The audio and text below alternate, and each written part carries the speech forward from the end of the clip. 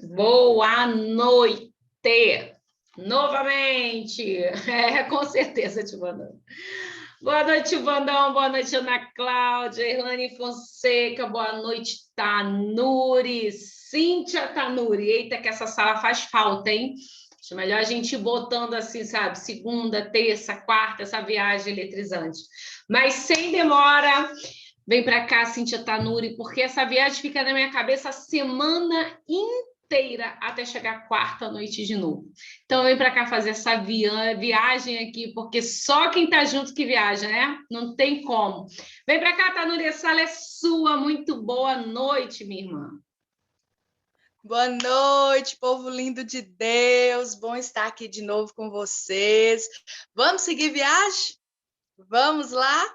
Estamos viajando com Abraão, essa história eletrizante que o Senhor nos conta, o Espírito Santo de Deus, o autor dessa palavra, vem nos contando essa história aqui em Gênesis.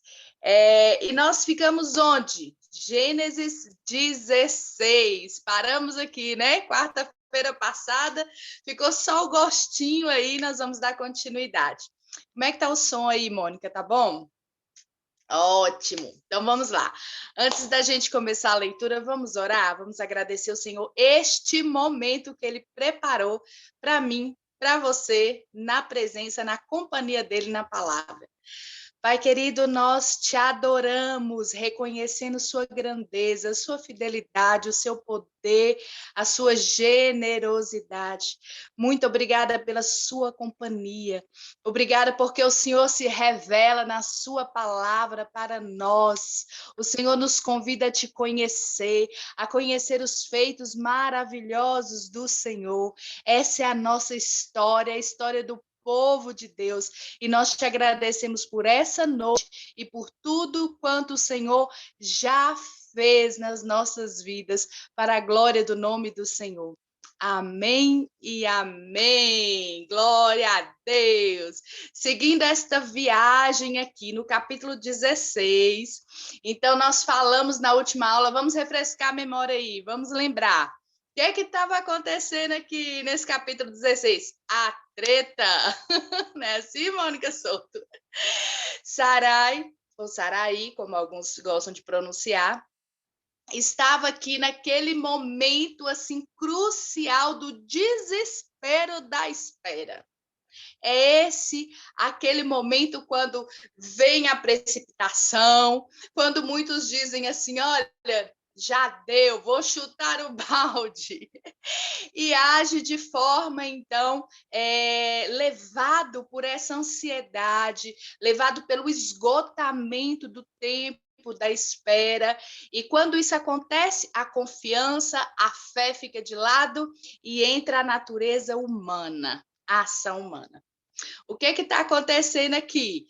Eles já tinham ouvido a promessa do Senhor desde o capítulo 11, quando o Senhor chama ali Abrão, lá em Ur dos Caldeus, e o Senhor aparece a ele, vai repetindo essa palavra e vai enchendo o coração desse homem, dessa mulher, com essa expectativa do milagre, da promessa de gerar um filho a um casal que não tinha, a uma mulher que era estéril.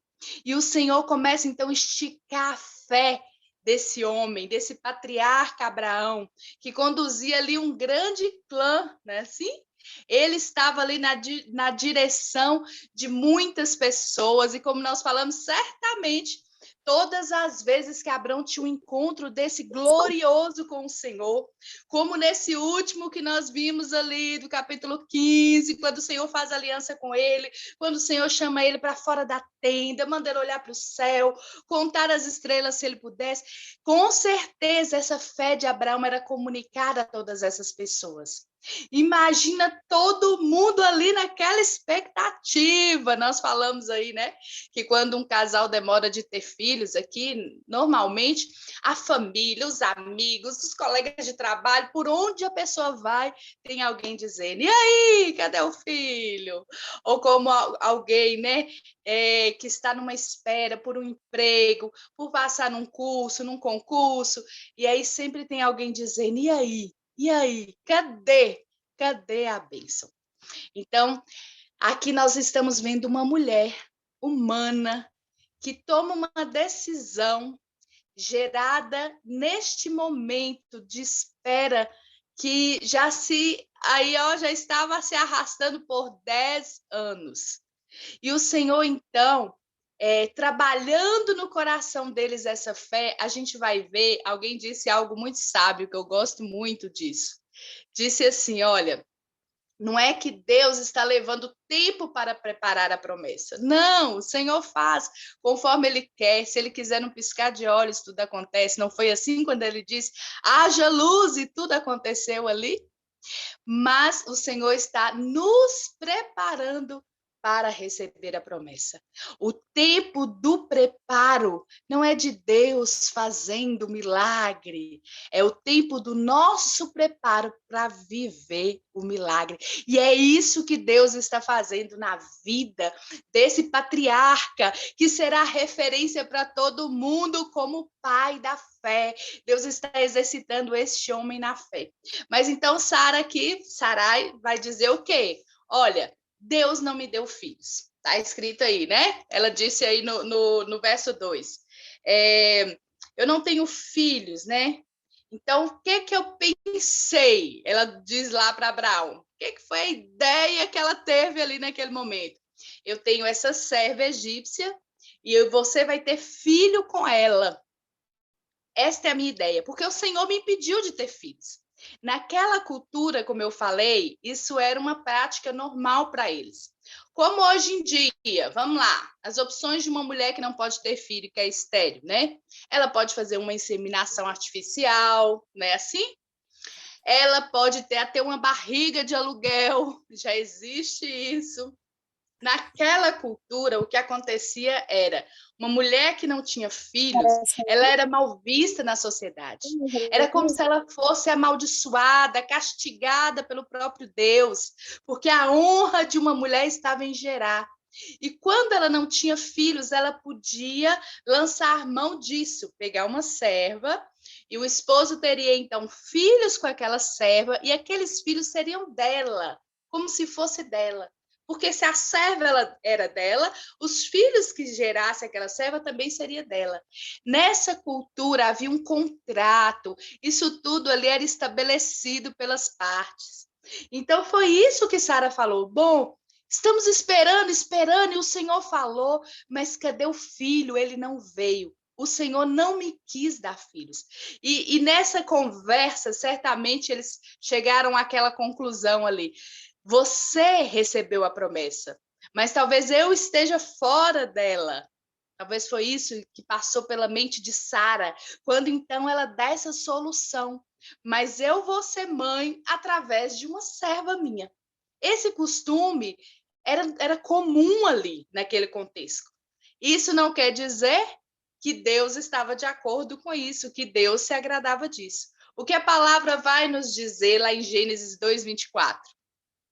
A vontade do Senhor está revelada ali para o homem e uma mulher. Um homem, uma mulher se tornando uma só carne pelo matrimônio. Deus nunca pensou nisso, dessa forma como a cultura ali estava se desenvolvendo. Um homem tendo várias mulheres. A gente vai ver também o próprio Senhor Jesus ali em Mateus 19:4, depois vocês leem lá. Lá estava tendo uma conversa ali com Jesus, em Mateus 19, versículo 4. E eles estavam falando sobre o divórcio e perguntando para Jesus, é lícito, né, um homem largar sua mulher? E nessa conversa aí, Jesus vai fazer uma pergunta para eles e vai dizer assim, vocês não leram o que está escrito? Que no princípio não era assim. Não tinha essa conversa, não.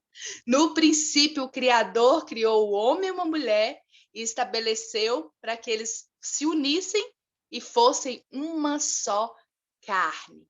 Então, o propósito de Deus, a vontade perfeita de Deus é essa. Mas aqui, nesse contexto cultural, eles lançavam mão dessa opção para aquelas que não podiam gerar. E foi isso a proposta que Sarai fez a Abraão, e Abraão aceitou. Eu imagino que ele também, naquela altura ali, já não aguentava mais tanta cobrança. Talvez essa mulher ansiosa, já vira aí, né, mulherada? Nós que estamos aqui. Mulher ansiosa dá trabalho, não dá, não? Imagino lá essa expectativa dessa mulher e todo mundo olhando, cadê a barriga dela que não cresce, né? E todas aquelas famílias ali que viviam com eles, por onde eles iam, essa história desse homem que larga a terra dele, a cultura dele, a adoração dos deuses que eram adorados ali em Ur dos Caldeus, a herança que ele tinha do pai dele, para crer num Deus invisível e ir para um lugar que ele nem sabia onde, já devia ter corrido trecho essa história. Abraão já devia estar muito conhecido por isso. Eu fico imaginando que poderia ser, né, bem parecido com a história de Noé. Lembra Noé construindo uma arca e todo mundo, as cobranças aí, hein, Mônica? Muitas vezes difícil, né? Mas então lembra isso, ó, Noé lá construindo aquela arca e as pessoas zombando, desacreditando. Só a família estava com Noé nessa. O povo dizendo que chuva, que nós nunca vimos, que negócio é esse de chuva. Só foram acreditar quando a chuva veio. Quando a água desceu, quando o céu se rompeu, as comportas do céu abriram e chuva desceu. E talvez Abraão estivesse vivendo a mesma situação com Sarai. Todo mundo, cadê que ele falou desse Deus maravilhoso, extraordinário que apareceu e falou que ia fazer grande o nome dele, ia fazer ele famoso nessa terra e a sua descendência mais numerosa do que o pó da terra, do que as estrelas do céu. Cadê? Cadê o seu Deus? Cadê essa promessa? Então, nesse momento, a gente vê Abraão se rendendo àquilo. E eu falei na última aula aqui como é lindo a gente ver na Bíblia esse registro de todas as falhas, né, de todos os equívocos, de todo o pecado, de toda a natureza humana nossa. Nada aqui tem maquiagem, não tem maquiagem.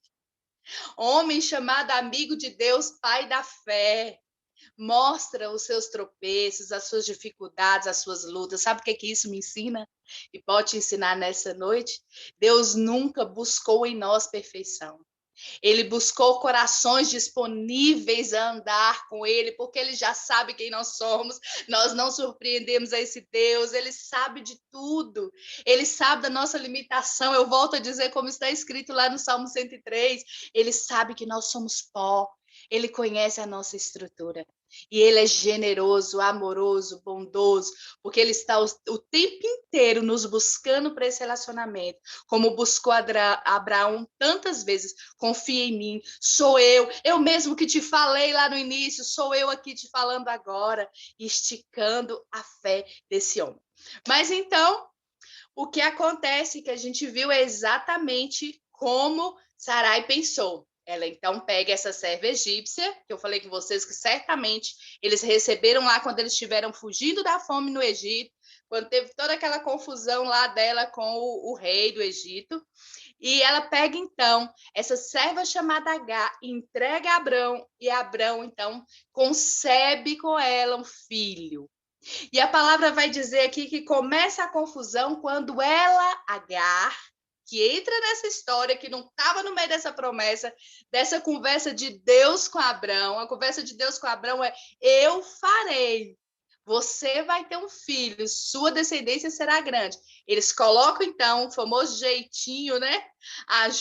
Tentando ajudar Deus aí, coloca Agar nessa história. E aqui diz a palavra aqui, quando ela, então, viu que ela tinha concebido, no verso 4, ó, ele a possuiu e ela concebeu. Vendo ela que havia concebido, foi sua senhora por ela desprezada. Na tradução original no hebraico, essa palavra de desprezo, de afronta, tem algumas traduções que está afronta, desprezo, mas a tradução original é amaldiçoada. Ela começa a amaldiçoar Sarai, ela começa a desonrar. Certamente, ela agora entendendo assim, bom, ela não teve filho, Deus não se agradou dela. O problema era com ela, porque Abrão concebeu um filho em mim. Então, o problema era ela mesma. E começa esse desprezo, e ela já não estava mais como, então, uma serva.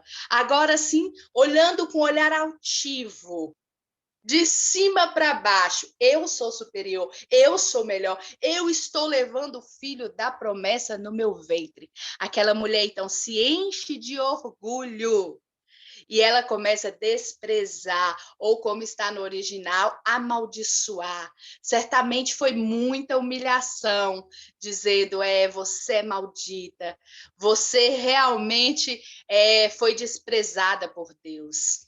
E essa serva, então, começa a afrontar Sarai até a tal ponto que ela chega, então, versículo 5 aí, e ela vai se queixar com Abrão.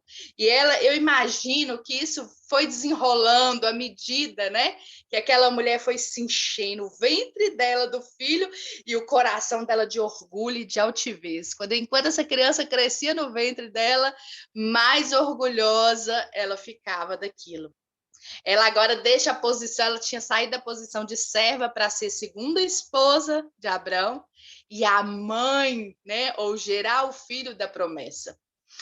Então, aqui no verso 5, Sarai vai dizer: seja sobre ti, Abrão, toda essa afronta e que está sendo feita a mim. Eu te dei a minha serva para que possuísse, e ela, porém, vendo que concebeu, desprezou-me. Julgue o Senhor entre ti e mim. Ela chama Abrão, e diz para ele: olha, o problema é seu. Ela está dizendo, essa afronta caia sobre você, essa maldição, essa vergonha, tudo isso que eu estou passando. E eu chamo Deus por juiz entre nós dois. Ela está dizendo. Porque ela está dizendo assim, a culpa não foi só minha, nós fizemos juntos. Eu dei a ideia e você aceitou. E agora eu estou sofrendo a afronta sozinha? Não, não vou ficar dessa forma. Então ela está dizendo, caia sobre você. Você é o responsável, porque você é o patriarca. É você o chefe desse clã, é você o meu esposo. E ela ali sai pedindo, eu quero uma solução para isso. Eu não aguento ser afrontada, humilhada dessa forma. É isso que essa mulher está dizendo. Enciumada. Imagina todo aquele clã comentando. Todo mundo dizendo, ele vai ter um filho, só que não é com a Sarai, é com a Agar. Ela não pôde gerar. O Senhor fechou a madre dela. Era muita humilhação. O tiro saiu pela culatra, como nós dizemos. O plano não deu certo. E aqui agora ela está dizendo, eu quero uma solução para isso. Então, Abrão vai dizer, olha, a serva é sua, faça com ela o que você quiser. O que vai acontecer aqui? Ele está de novo saindo fora da situação, ele tem aqui a consequência do ele ter concordado com essa ideia, é agora um problema ali de família instaurado. E ele diz, a serva é sua, o que você fizer, eu assino embaixo. É essa posição que ele toma, uma posição que a gente pode dizer um tanto quanto, né, indiferente, omissa, porque ele não tem coragem de agir ali. Então, ele joga tudo para cima dela de novo. Sabe, nos lembra lá no Jardim do Éden? Quando Deus chama Adão, você lembra? Como é que é essa história, Adão? Porque para quem que Deus tinha dado a ordenança lá para não tocar naquele fruto? Para Adão.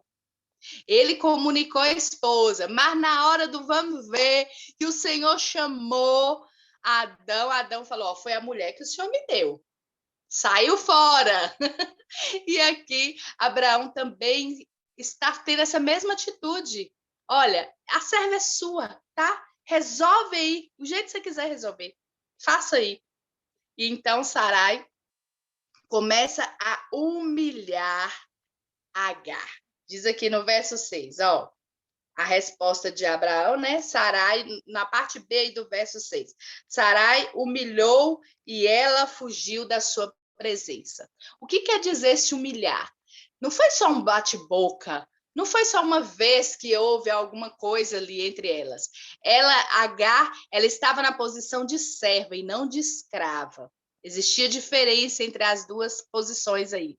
Certamente se humilhar, porque isso era possível quando acontecesse qualquer problema assim, dentro desse acordo de duas mulheres, uma gerando para que a outra pudesse ser mãe também.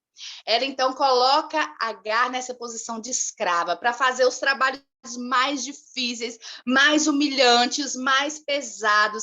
Ela queria se vingar. Ela queria dar uma lição ali em Agar. Ao ponto de Agar não suportar e fugir dela. Olha a confusão que deu isso, gente. Por causa da precipitação, por não esperar, por não confiar na promessa do Senhor. Quantas vezes na minha vida ou na sua vida, na nossa caminhada, isso acontece? Pare e pensa um pouquinho. Quantas vezes por a gente não confiar, por a gente agir movido por ansiedade, a gente mete os pés pelas mãos e de repente está lá a gente chorando, Senhor, e agora? O que eu fiz? Me ajuda a consertar essa bagunça. Por isso que é sempre bom a gente orar, consultar a Deus, aquietar o nosso coração diante do Senhor. Houve uma conversa entre a esposa e o esposo aqui, mas nós não vimos eles invocando o nome do Senhor, entrando em acordo. Então vamos orar para saber se é isso que Deus quer mesmo. A gente não viu isso aqui. A gente viu eles tomando ali uma decisão, os dois, e agora nós estamos vendo o desenrolar das consequências. Então, todas as vezes que nós estivermos no impasse, principalmente cansados pela espera, principalmente quando a gente estiver afligido por algo que a gente está para tomar uma decisão, é importante, e a gente não está entendendo qual é a melhor decisão, busque ao Senhor. Busque ao Senhor, Ele sempre tem a resposta certa para o tempo certo. Ele tem como nos conduzir, uma sabedoria excelente que está além do nosso entendimento. E aqui, voltando para a nossa história, então, essa mulher sai, foge da presença, desesperada ali da presença de Sarai. Ela não queria aquilo ali, viver aquela humilhação que ela estava vivendo. E aqui vai entrar agora um momento assim muito especial na história. Diz aqui no verso 8, né? No verso 7. Tendo achado o anjo do Senhor junto a uma fonte de água no deserto, junto à fonte no caminho do sul, disse-lhe, Agar, serva de Sarai, de onde vens e para onde você vai? Ela respondeu, fujo da presença de Sarai, minha senhora. O anjo do Senhor se encontra com ela. É a primeira vez na Bíblia que aparece essa expressão, anjo do Senhor. E o que acontece aqui? Esse anjo do Senhor, há uma polêmica muito grande entre os estudiosos de ser um anjo, alguém, né, um ser celestial, ao serviço do Deus Todo-Poderoso ou o próprio Deus, uma manifestação do próprio Deus. E muitos estudiosos concordam nessa segunda opção, a manifestação do próprio Deus, porque toda vez que a gente vê essa expressão anjo do Senhor, que nós vamos ver mais adiante, ele vai voltar a aparecer a Abrão, depois para Ló, a Moisés e tantas outras vezes. É diferente a linguagem dele com a pessoa que está tendo esse encontro com ele. Ele fala na primeira pessoa e fala de uma forma que só Deus poderia falar. E é por isso que há, na maioria da concordância, apesar que alguns discordam de que esse anjo do Senhor é o próprio Deus ou uma manifestação de Jesus. Uau! É por isso que quando a gente lê lá em João 8, a partir do capítulo 52 ali, do versículo 52, João 8, do 52, você vai lendo ali até terminar o capítulo. Que coisa tremenda. Jesus está numa conversa ali com os fariseus, né, os saduceus e todo mundo apertando ele, dizendo que negócio é esse que não vai morrer? Você, por acaso, é maior que o nosso pai Abraão? E no verso 59 lá, Jesus vai dizer, Eu vi Abraão. Abraão viu o meu dia e se alegrou muito em me ver. E eles dizem, tá louco? Você não tem nem 50 anos, como é que você está dizendo que viu Abraão? E eles ficam tão revoltados que eles pegam em pedra para jogar em Jesus. Eles dizem, olha que absurdo que esse homem está falando, ele não tem nem 50 anos e disse que Abraão viu ele e ficou feliz ainda.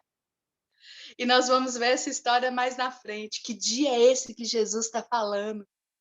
Que contou as boas novas para Abraão e ele se alegrou. Mas, Cíntia, não tem o nome Jesus aqui. Mas a gente vai ver como é que Jesus se manifesta a Abraão. E muitos concordam que esse anjo do Senhor é uma teofania, é uma revelação do próprio Deus se manifestando, e alguns chegam a ter esse entendimento que era o próprio Cristo. E aqui nós vamos ver que nesse encontro ele faz uma pergunta para ela: de onde você está vindo? Para onde você está indo? Sabe, o Senhor sempre chega na minha vida e na sua vida e ele nos dá a liberdade de dizer como eu estou, o que está acontecendo. Ele quer esse relacionamento, ele quer essa conversa íntima com a gente. Diz aí, como é que está o seu coração? É isso que o Senhor quer ouvir. É assim que ele nos convida. Ele chega dizendo, você está vindo da onde? Claro que o Senhor sabe de todas as coisas, mas ele quer que a gente fale com ele, que a gente conte para ele as nossas dores, os nossos lamentos, as nossas dificuldades, as nossas expectativas, sonhos, anseios. Ele quer essa participação, esse relacionamento verdadeiro, real conosco. Sabe, muita gente diz que no Antigo Testamento fala de um Deus longe, um Deus duro, um Deus irado. Eu vejo tanta graça, eu vejo tanta misericórdia. Você pode ver isso comigo? O Senhor vai, o Senhor se aproxima, o Senhor fala de novo. Quantas vezes o Senhor aqui exercitando a fé de Abraão, consolando esse homem, animando esse homem na fé. Um Deus que se faz presente, que quer se relacionar intimamente conosco. E aqui ele vai atrás dessa serva e ele diz, me conta. Ela diz, olha, eu estou fugindo da minha senhora. E o anjo vai dizer para ela, volta para a tua senhora, humilha-se debaixo das mãos dela. Palavra difícil de ouvir, né? Volta para lá. Essa história não vai ficar assim, ainda não. Volta, se humilha. E ele vai dizer mais, olha, o anjo do Senhor, e você vai ver que toda vez que tiver aí o anjo do Senhor, com essa expressão diferenciada, Senhor, em caixa alto, maiúsculo, é quando está falando deste momento em que Deus se revela dessa forma. E ele vai dizer, multiplicarei sobremodo a tua descendência. Nós estamos no verso 10 aí. De maneira que por numerosa não será contada. Olha só como parece a mesma coisa que Deus falou a Abraão. Mas espera aí, ele está fazendo uma promessa agora a Agar? Então esse filho que ela está esperando era mesmo o filho da promessa? Não. Nós vamos ver isso na continuidade aqui da história. Mas porque o filho que ela esperava era de Abraão, Deus não pode negar a si mesmo. A palavra do Senhor diz que mesmo quando nós formos infiéis, contudo, ele permanece fiel. Fiel primeiramente a ele mesmo, a sua palavra, ao que ele disse, porque ele não volta atrás no que ele disse. E ele disse a Abraão que seria grande, numerosa a descendência dele. Mesmo sendo dessa forma, e vamos dizer, torta, errada, pelas avessas, o filho que estava naquele ventre era de Abraão. Então, essa promessa não tinha como não ser negada. De qualquer forma, sairia desse menino também uma grande nação. Só não seria a da promessa, do povo de Deus. E aqui ele diz mais, agora uma profecia dura é entregue a ela. Disse ele no verso 11, aí, ó, disse ainda o anjo do Senhor, concebestes e dará à luz a um filho, a quem chamará Ismael. Ele dá até o nome do menino. Ele vai chamar Ismael, que quer dizer porque eu te vi, eu ouvi a sua aflição. Sabe, essa mulher vivia lá no Egito, cultuava deuses estranhos no Egito, que não eram deuses, né? Como o sol, e tantos outros que eles cultuavam ali. Mas agora, vivendo ali no clã de Abraão, ouvindo falar sobre esse Deus, vendo Abraão invocando o nome desse Deus, levantando altares, ela começa também a crer no Deus verdadeiro. E ela certamente já vinha ali, ó, clamando e suplicando ao Senhor. É por isso que o anjo aparece a ela. É por isso que nessa conversa aqui, ou o próprio Deus, né, aparece a ela, ele diz: porque o Senhor te acudiu na tua aflição. É por isso que você vai colocar esse nome nele. É para saber que eu te acudi na sua aflição. Ele vai levar esse nome por causa disto. E aqui ele diz mais no 12: ele será entre os homens como um jumento selvagem, sua mão será contra todos e a mão de todos contra ele, e habitará forasteiro entre todos os seus irmãos. Olha só a profecia que é entregue a ela aqui. Ele será. Também dele virá uma grande nação, mas ele será como um jumento selvagem, alguém que não é indomável, não aceita nenhum tipo de negociação, alguém duro. E ele diz: olha, ele vai ser dessa forma. A mão dele será contra todos e todos contra ele. Alguém que vai estar sempre em conflito e gerando conflito. E a gente sabe que a história, a nação que vem de Ismael são os árabes. E que até nos dias de hoje essa profecia se cumpre. Porque até hoje eles estão em conflitos com o filho da promessa, Isaque. Da onde vem a descendência dos judeus. E até hoje os árabes estão dessa forma. Um povo que entra em conflito com todo mundo e todo mundo com eles. E ele disse: olha, por causa dessa rebelião, essa é uma consequência que está acontecendo. E essa consequência se alastra até hoje. Como lá no jardim, lembra? Por causa daquela desobediência, todo mundo levou isso na conta, né? E aqui também é da mesma forma. Agora, no verso 13, ela diz: então ela invocou o nome do Senhor e que lhe falava: tu és Deus que vê. Pois disse ela: não olhei eu neste lugar para aquele que me vê. Ai, que coisa tremenda. É a primeira vez e única que você vai ler na Bíblia que uma mulher nomeia Deus. E ela diz: tu és Deus que vê. Ela dá essa nomeação para Deus. O Senhor me viu, o Senhor me viu. É linda essa declaração. Ela está dizendo de um Deus que nos vê na nossa insignificância, sendo ela uma serva, sendo ela na condição em que ela estava. O Senhor nos vê, o Senhor se compadece de nós. A palavra do Senhor vai nos dizer, né, quando Jesus está ensinando ali em Mateus 6 sobre a oração. A palavra do Senhor vai dizer: olha, sabe, quando você orar, faça o seguinte: entra lá no seu quarto, fica lá em secreto comigo.